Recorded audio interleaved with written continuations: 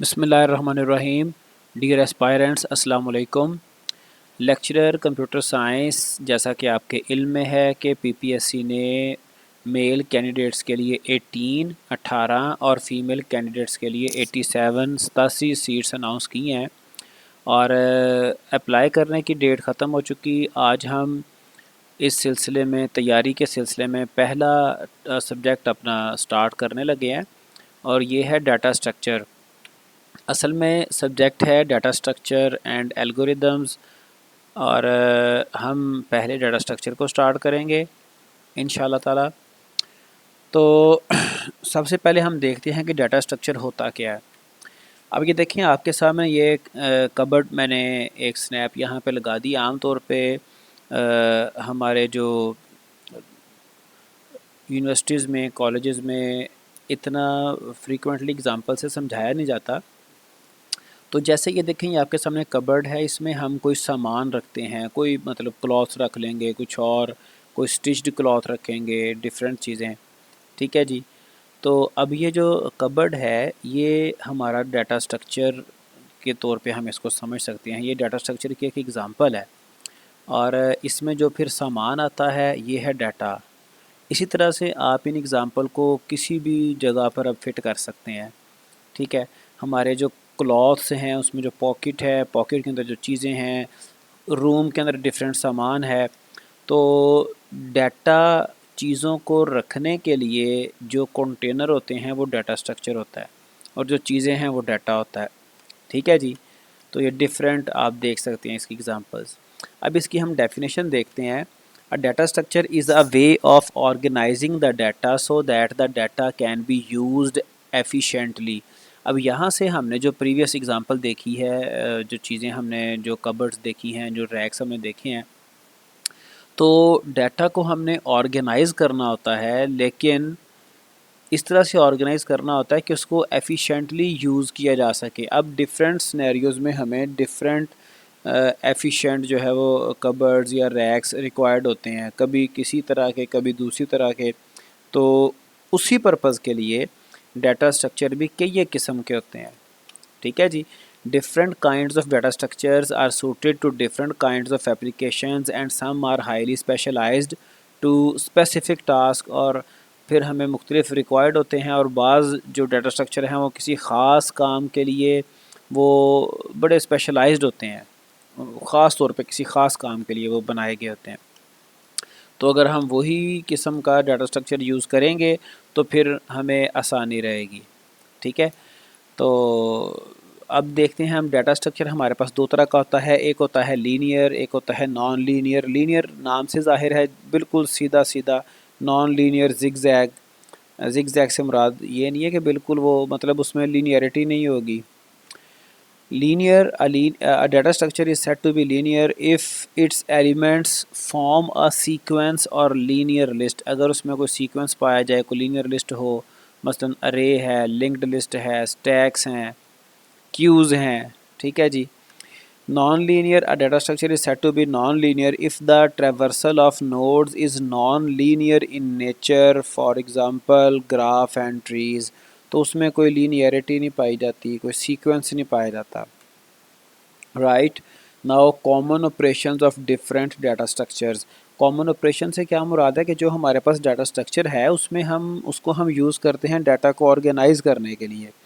तो डाटा को जब हमने ऑर्गेनाइज़ करना है, जैसे हमने कबर्ड्स दिखाए, रैक्स दिखाए, तो डाटा को हम रखते हैं, डाटा को निकालते हैं, चीज़ें रखते हैं, कपड़े रखते हैं, निकालते हैं। इसी तरह से हमारे जो डाटा स्ट्रक्चर्स हैं उनके ऊपर हम कुछ मुख्तलिफ ऑपरेशन परफॉर्म कर सकते हैं। तो तमाम डाटा स्ट्रक्चर्स पर परफॉर्म होने वाले जो कॉमन ऑपरेशन है वो कौन से हैं?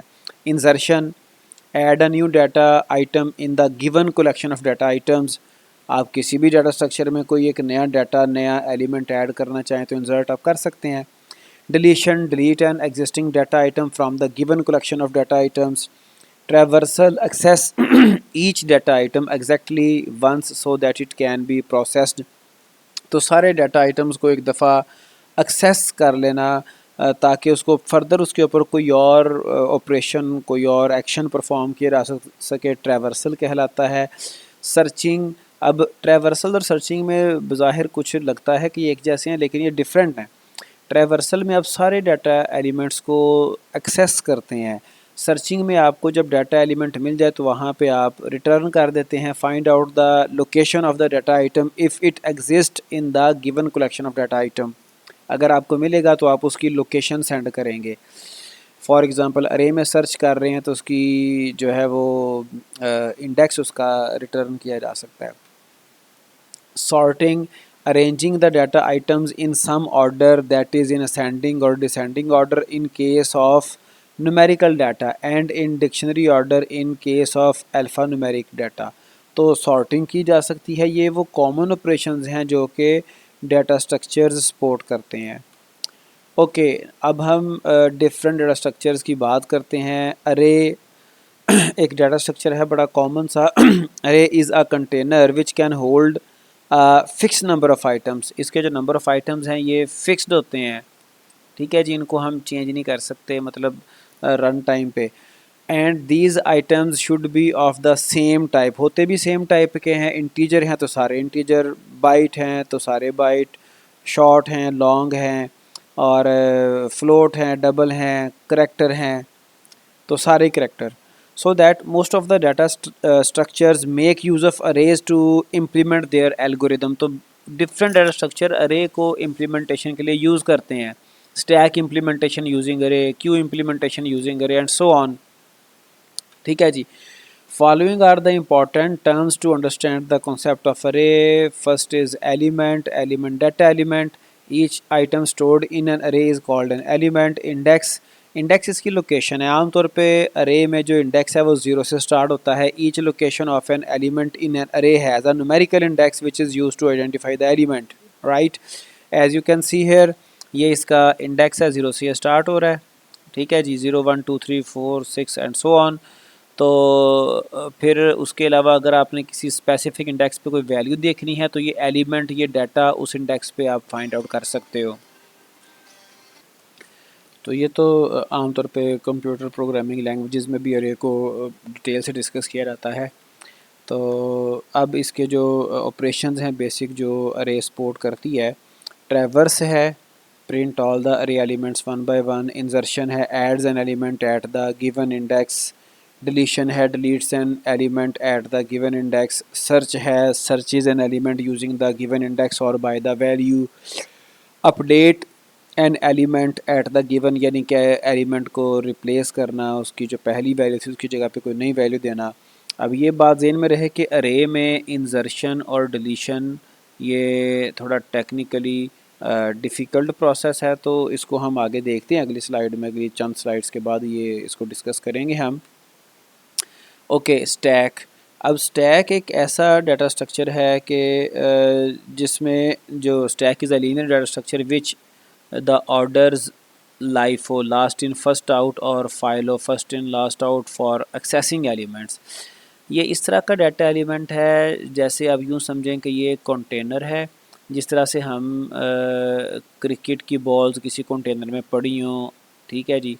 और अब जो बॉल फ़र्ज़ करें सबसे एंड पे इस कंटेनर में इंसर्ट होगी, वो बॉल सबसे पहले बाहर आएगी, लास्ट इन फर्स्ट आउट, ठीक है जी। तो ये स्टैक डाटा स्ट्रक्चर है। Basic operations on stack are push, pop, peek. तो ये देखें पुश ऑन, पॉप ऑफ, जैसे ये प्लेट्स दिखाई गई हैं, ठीक है जी। पुश वैल्यू को स्टोर करवाना स्टैक के ऊपर, और पॉप वैल्यू को टॉप में से निकालना, रिमूव करना। Okay push, the push action inserts a new element into the stack, the new feature or value element is placed at the top of the stack. Push में stack के top पर एक नई value place की जाती है। However, before inserting the value, we must first verify the top equal max minus 1। उसमें कोई जगह भी होनी चाहिए, ये ना हो कि जो कंटेनर है वो फुल हो चुका हो। Since if so the stack is filled and no more insertions are possible, इसलिए कि ये देख लें कि वहाँ पे और इंसर्शन पॉसिबल है भी कि नहीं। Okay an overflow message is printed if an attempt is made to put a value into an existing stack। अगर फुल है तो ओवरफ्लो मैसेज उसमें आएगा। Okay next is pop. The pop operation is perform to remove the stacks top most element. अब उसी तरह से हमने ये भी चेक करना होता है कि कहीं हमारा स्टैक एम्प्टी तो नहीं है। However, before removing the value, we must first verify if top equal null, since if it is the stack is empty and no further deletions are permitted, फिर pop नहीं हो सकता, deletion से मुराद pop नहीं हो सकता। ठीक है जी। An underflow notice is produced if an attempt is made to erase a value from a stack that is already empty।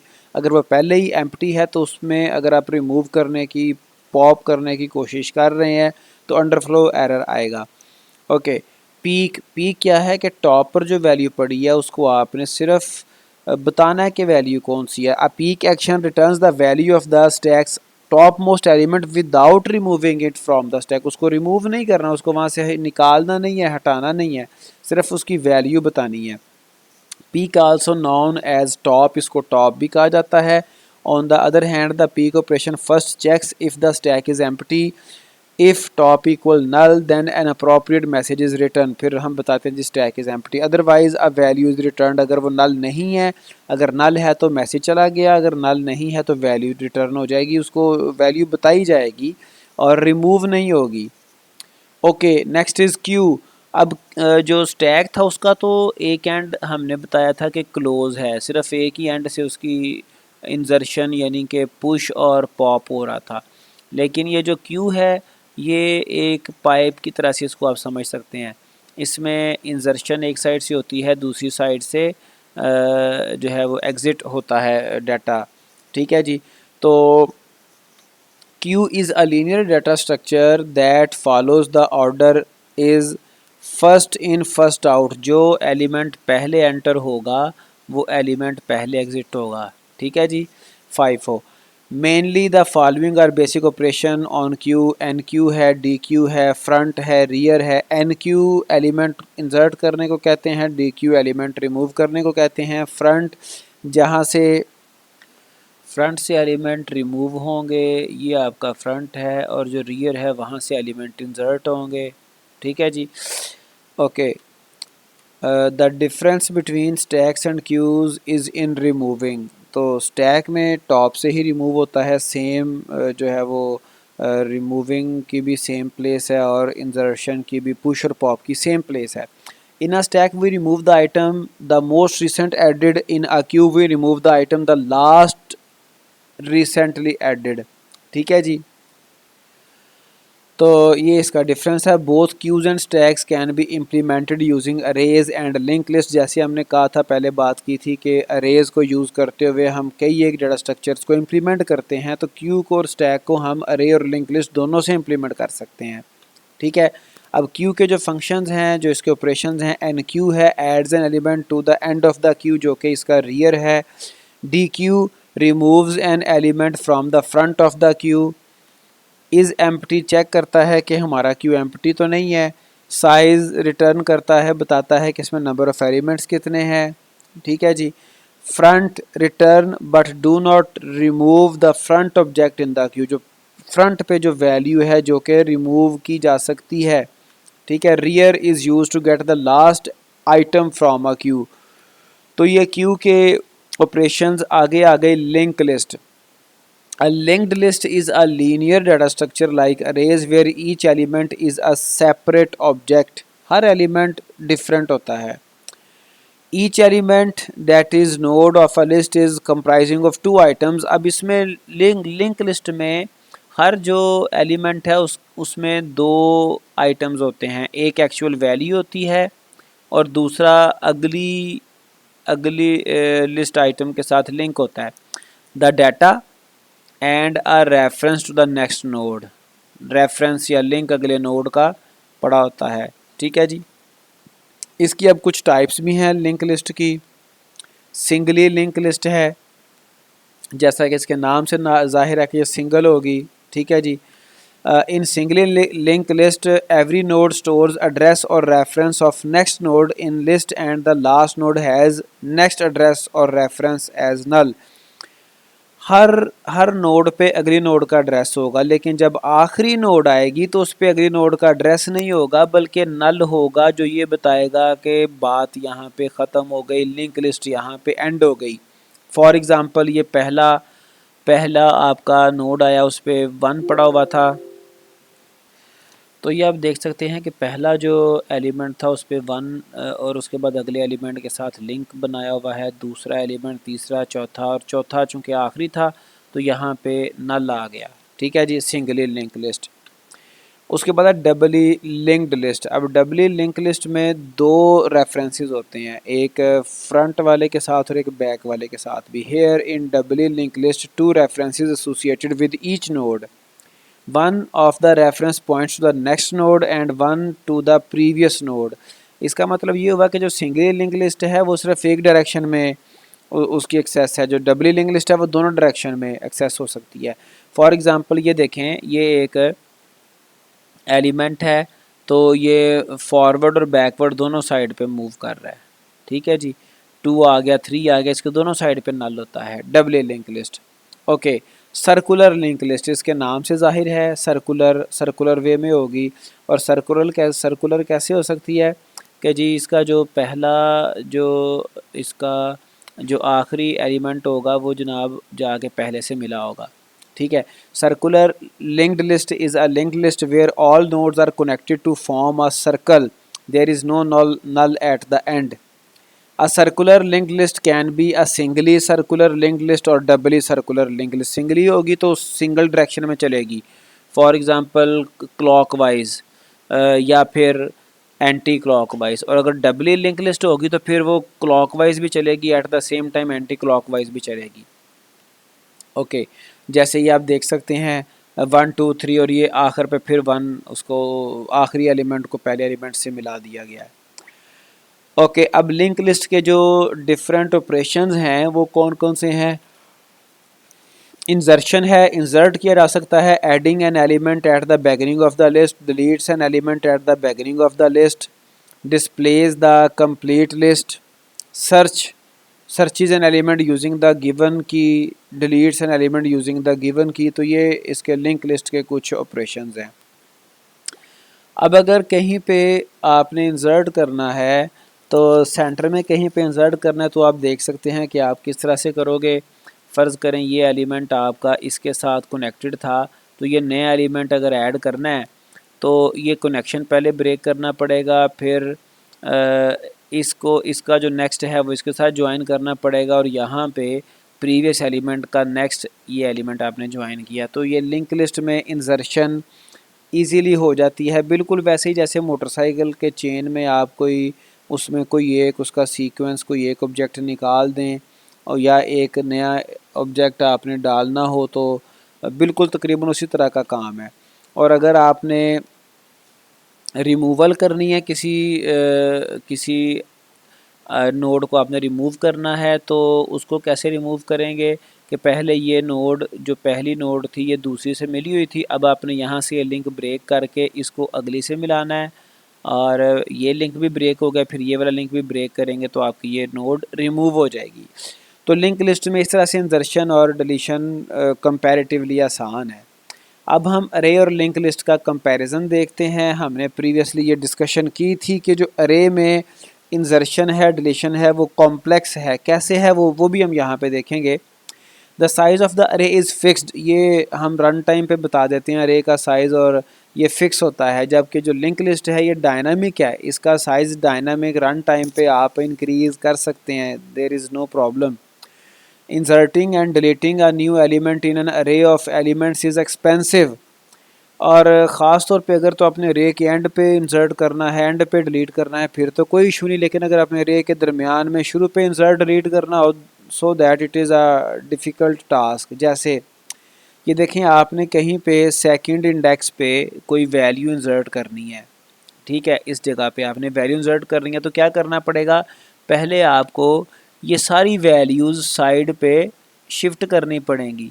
ठीक है जी, जब आपने शिफ्ट कर ली तो फिर ये आपकी ये वाली जो प्लेस है ये वेकेंट होगी, यानी कि 5 आपने यहाँ पे भेज दिया, 78 आपने इस जगह पे 4th इंडेक्स पे भेज दिया, 30 आपने 5th इंडेक्स पे भेज दिया। तो अब ये 5 वाली जगह खाली हुई, तो 5 की जगह पे कोई नई एलिमेंट कोई नई वैल्यू यहाँ पे इंसर्ट की जा सकती है। So that insertion and deletion a new element in an array is expensive, whereas both insertion and deletion can easily be done in linked list, ये हम पहले देख चुके, ठीक है जी। और अरे में random access is allowed in array, whereas link list linear है, इसमें रैंडम एक्सेस पॉसिबल नहीं है, इसमें आपको एक फैशन लीनियर फैशन में जाना पड़ेगा। No extra memory required for the index of array, लेकिन लिंक लिस्ट की जो रेफरेंसेस हैं उसको ऐड करने के लिए extra memory space for a pointer is required with each element of link list, her element के साथ एक पॉइंटर रिक्वायर्ड होता है। Okay, next is dynamic data structure.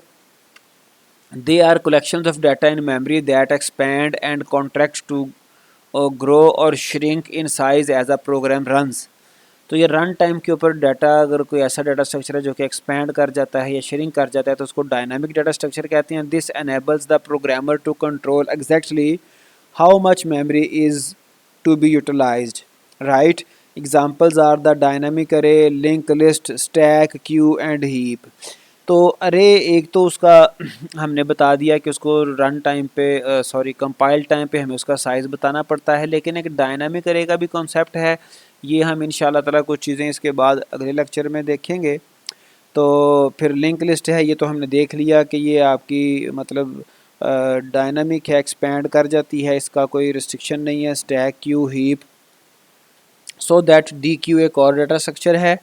D Q एक तो हमने देखा था क्यू, अब ये डी से क्या मुराद है, डी है डबल एंडेड क्यू, ठीक है जी। A double ended queue, D Q is an abstract data type that generalises a queue for which elements can be added to or removed from either the front or back.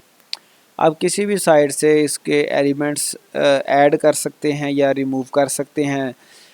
As a verb D Q is to remove an item from a queue. आपको पता है कि queue का एक operation था dequeue, वो enqueue insertion के लिए और डी क्यू डिलीशन के लिए यूज़ होता था, वो वर्ब है, लेकिन डी क्यू इसका एक नाउन है।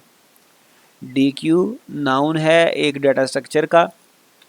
Okay, the fundamental method of deque ADT are as follows.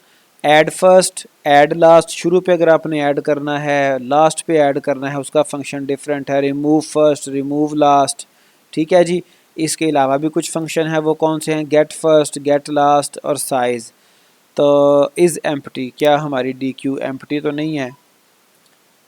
Okay, तो डायनामिक डाटा स्ट्रक्चर हम देख चुके। तो इंशाल्लाह ताला आज के लिए इतना ही। अगले लेक्चर में हम मज़ीद टॉपिक्स भी डिस्कस करेंगे, तो इसको साथ साथ आप तैयार करते जाएं। हमारा नेक्स्ट प्रोसेस ये होगा कि हम बेसिक्स डिस्कस करने के साथ साथ इंशाल्लाह फिर एमसीक्यूज़ और टारगेटेड जो हमारे टॉपिक्स हैं, सिलेक्टेड टॉपिक्स हैं, एमसीक्यूज़, वो भी करेंगे साथ इंशाल्लाह। तो आज के लिए इतना ही। टेक केयर, अल्लाह हाफिज़।